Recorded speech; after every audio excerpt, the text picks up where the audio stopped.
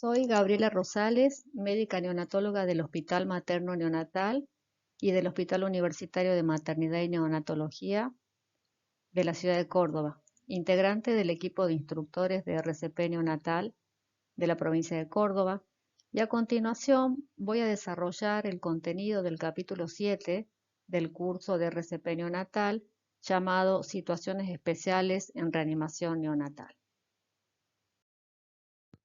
Este capítulo repasa las circunstancias menos comunes que se pueden presentar durante la reanimación neonatal.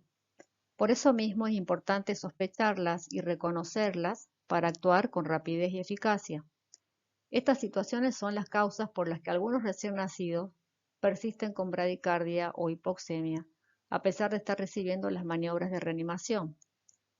La medicina fetal nos permite anticipar muchas de estas situaciones mediante el diagnóstico prenatal de malformaciones congénitas o patologías pulmonares que dificulten la reanimación, y por lo cual estos niños deben nacer en instituciones con la complejidad necesaria para brindar una valoración y el tratamiento adecuados que requieren estos pacientes.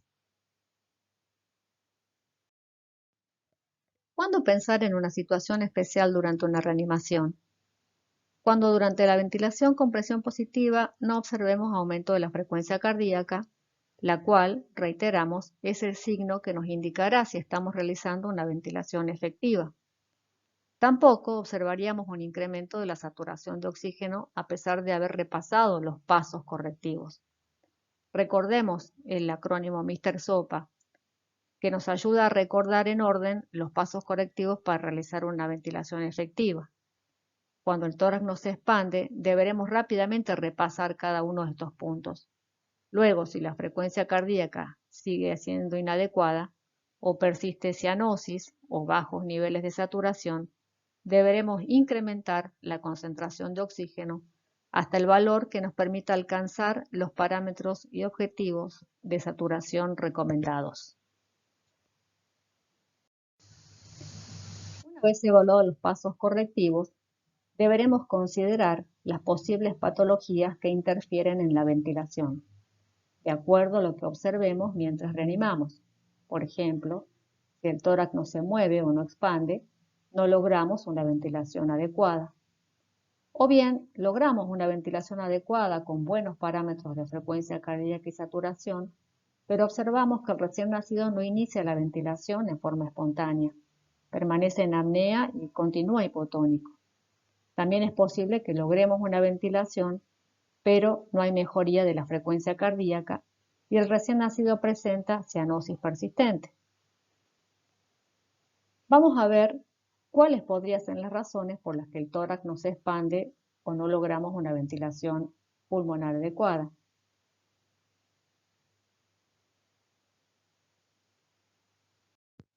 Cuando nos encontramos en alguno de estos escenarios de situaciones especiales, nos preguntamos por qué la ventilación con presión positiva no logra una ventilación pulmonar adecuada. Deberemos tratar de localizar la dificultad para lograr una ventilación efectiva, ya sea en la vía aérea superior, por un probable bloqueo de la vía aérea, o bien en el tejido pulmonar, es decir, nos encontraremos ante una función pulmonar disminuida. Estas serían las probables causas de una ventilación pulmonar inefectiva por bloqueo de la vía aérea: presencia de secreciones, atresia de coanas, malformaciones craneofaciales u otras malformaciones que desarrollaremos brevemente a continuación. Si ya hemos realizado los pasos correctivos, el paciente ya se encuentra con una vía aérea alternativa, es decir, está intubado, por lo cual, ante la sospecha de bloqueo de la vía aérea, es posible ingresar un catéter de succión a través del tubo endotraqueal con el fin de retirar el material que está provocando la obstrucción. Es importante recordar que siempre, antes de iniciar las compresiones torácicas, debemos lograr una ventilación eficaz. Un escenario poco probable pero posible ante el cual podemos encontrarnos es aquel donde hemos realizado con éxito la ventilación pulmonar, pero el niño presenta dificultad respiratoria o cianosis central estando en reposo. En este caso, podemos sospechar una malformación de la vía aérea superior, la atresia de Coanas. La atresia de Coanas es una malformación congénita en la cual la vía aérea superior está obstruida por hueso o tejido, por lo cual es posible que el bebé no respire en forma espontánea o lo haga con dificultad, sobre todo estando en reposo. Esta malformación es más frecuente en niñas. La incidencia es muy baja, puede ser uni o bilateral, puede estar aislada o hallarse asociada a otras malformaciones como el síndrome de Charge, y el diagnóstico podemos realizarlo a través del pasaje de una sonda fina por las narinas, y la conducta ante esta sospecha sería la de intentar mantener la permeabilidad oral para que el recién nacido pueda respirar por la boca. Esto se puede lograr colocando una cánula de Mayo o un chupete rígido adaptado, y el tratamiento definitivo sería la corrección quirúrgica. Otra causa que produce un bloqueo en la vía aérea superior ocurre cuando nos encontramos ante una anomalía del desarrollo que produce un desarrollo anormal del maxilar inferior. Estamos hablando de la secuencia de Pierre-Robin, por la cual se produce una glosoptosis, es decir, una caída de la lengua contra la faringe posterior, que obstruye de esta forma la vía aérea superior.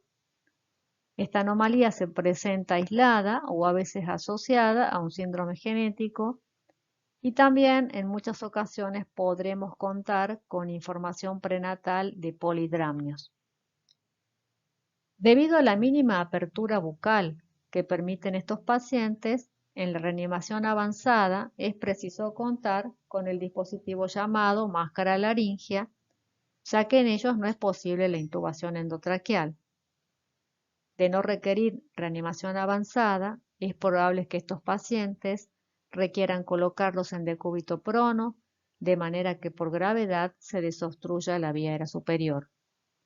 Si esto no fuera suficiente, se podría colocar un tubo número 2,5 de forma nasofaringia, tratando que la punta del tubo se localice en la faringe posterior por encima de las cuerdas vocales.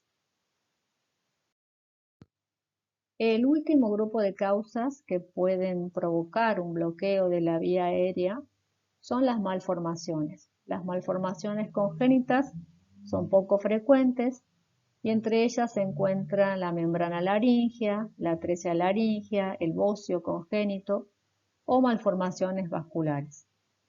Es muy importante contar con el diagnóstico prenatal de las mismas para que el paciente nazca en forma programada en una institución de alta complejidad.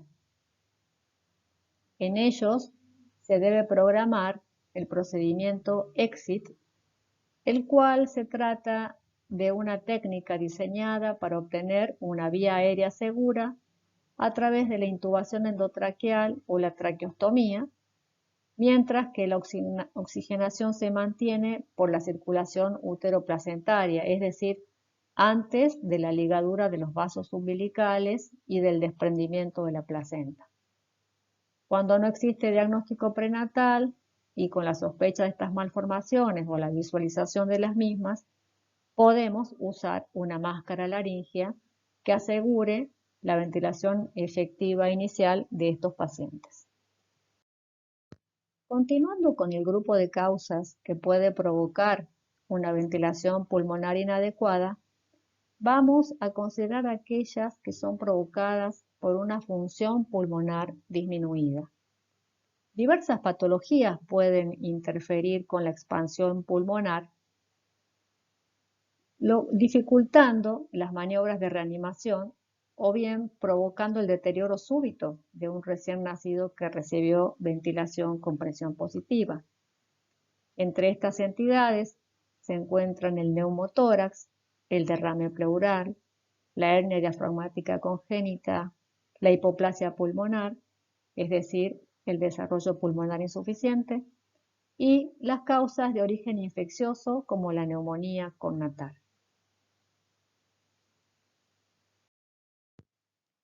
Cuando nos encontramos ante el paciente en bradicardia, que no recupera frecuencia cardíaca o bien sufre un deterioro súbito, luego de recibir una ventilación con presión positiva en un contexto de patología pulmonar, como membrana hialina o aspiración de meconio, y en el que además corroboramos clínicamente la falta de sonidos respiratorios, un tórax asimétrico, un hemitórax que permite claramente el paso de la luz de un dispositivo, si usamos la técnica de transiluminación.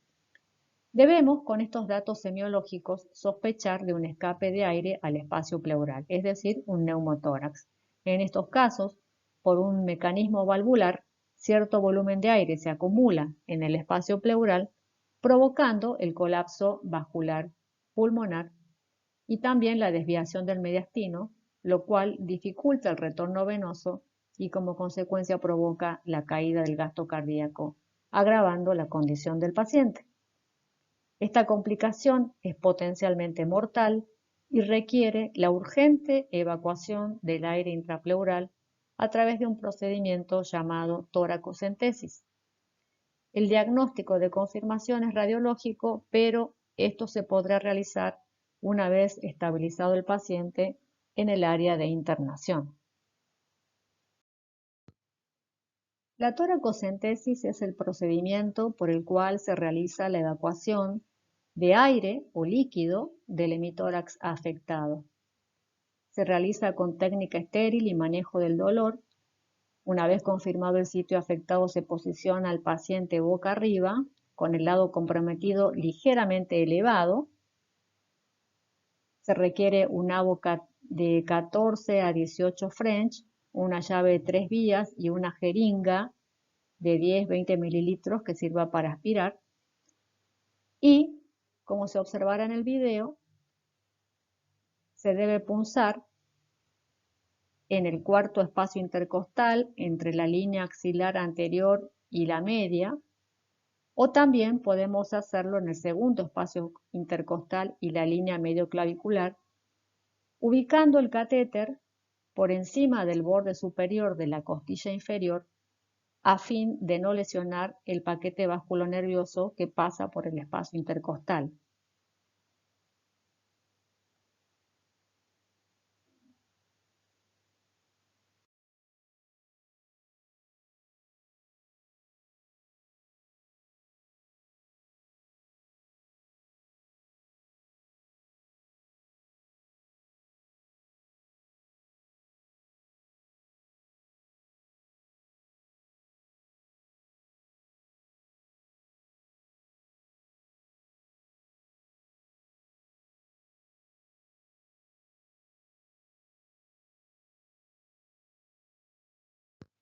Como en el caso anterior, la función pulmonar también puede hallarse disminuida cuando el espacio pleural está ocupado por líquido, es decir, ante un derrame pleural.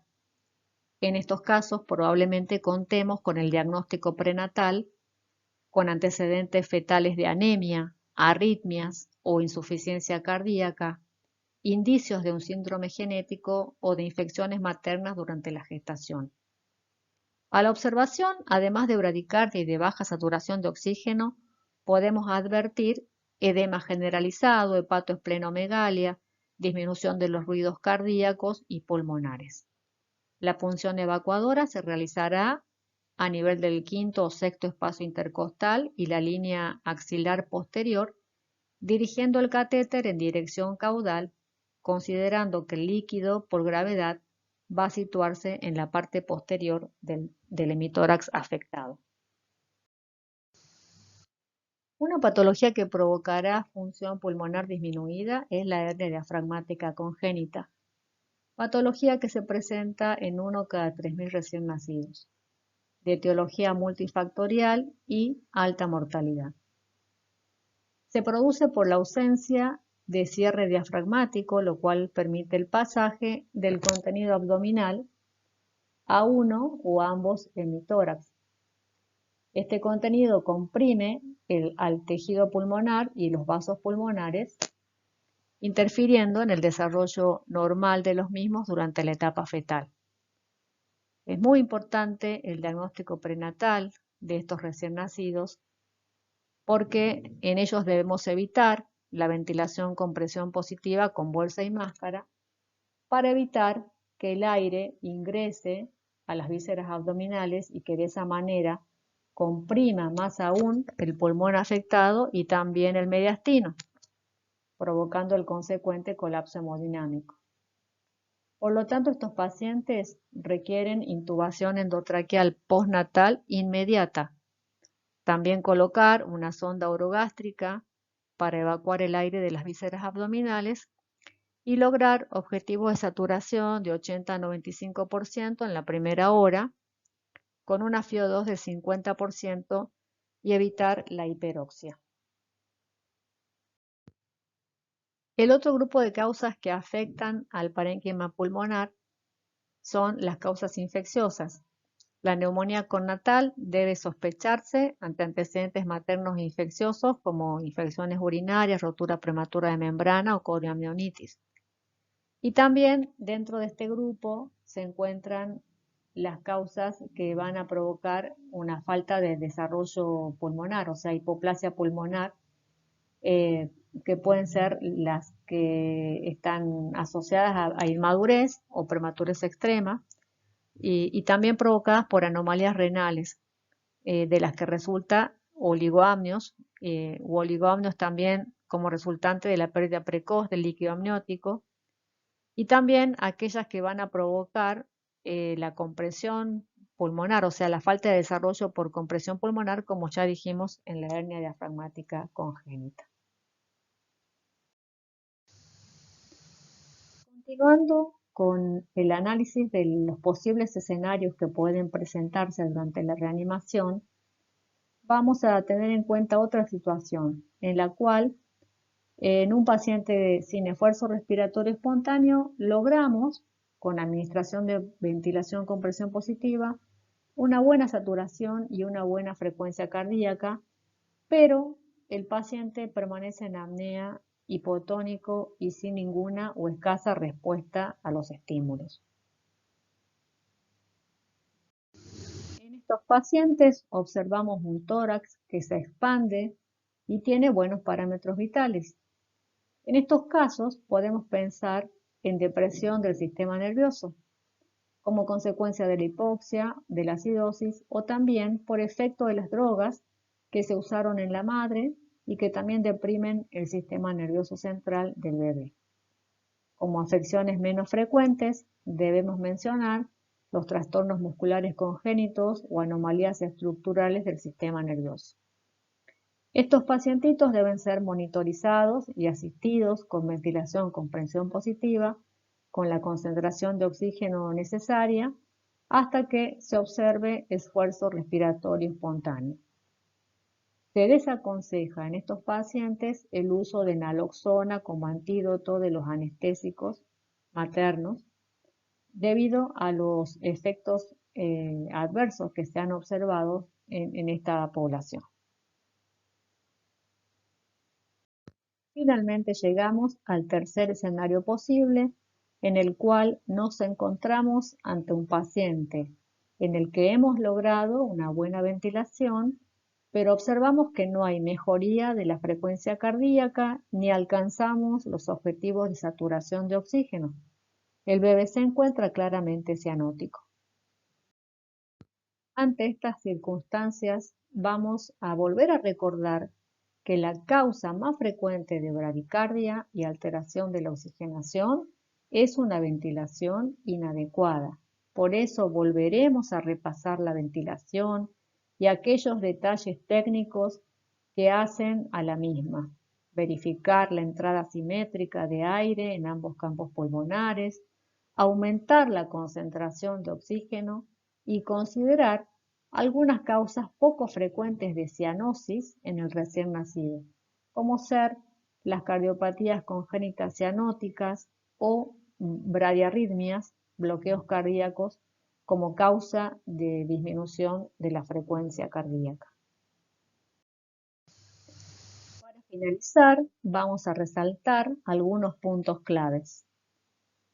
Es importante asegurar siempre una vía aérea permeable, o sea, una buena ventilación antes de iniciar las compresiones torácicas. Luego, ante la falta de mejoría o desmejoría súbita de un recién nacido que está recibiendo ventilación con presión positiva durante una reanimación, pensemos en la posibilidad de un neumotórax o ante un paciente hidrópico, o sea, con edema generalizado, pensar o sospechar que puede haber un derrame pleural uni o bilateral que está dificultando la ventilación con presión positiva. Debemos evitar el uso de ventilación con presión positiva con bolsa y máscara o Neopaf en los recién nacidos con diagnóstico prenatal de hernia diafragmática congénita. Debemos programar el nacimiento de estos pacientes en instituciones de alta complejidad y también programar el procedimiento EXIT. Ellos siempre deben recibir intubación endotraqueal y se les debe colocar una sonda orogástrica gruesa o tipo Replog. Pacientes con secuencia de Pierre-Robin deben ser colocados en decúbito prono, se les puede colocar un tubo nasofaringeo y en la urgencia deberán recibir ventilación con máscara laringea. Los pacientes que responden a la ventilación con presión positiva con buena saturación y frecuencia cardíaca, pero que no presentan respiración espontánea y están con un sensorio deprimido, pueden estar, por ejemplo, bajo los efectos de drogas maternas como los anestésicos o el sulfato de magnesio. Ellos deben permanecer monitorizados y deben recibir ventilación con presión positiva hasta que presenten esfuerzo respiratorio espontáneo y adecuado. El contenido y las recomendaciones de esta clase fueron tomadas del capítulo 7 de la tercera edición del Manual de RCP efectuado por el Comité de Estudios Feto-Neonatales de la Sociedad Argentina de Pediatría, y las imágenes fueron tomadas de la octava edición del libro de reanimación neonatal publicada por la Asociación Americana de Cardiología y la Academia Americana de Pediatría en el año 2020. Muchas gracias.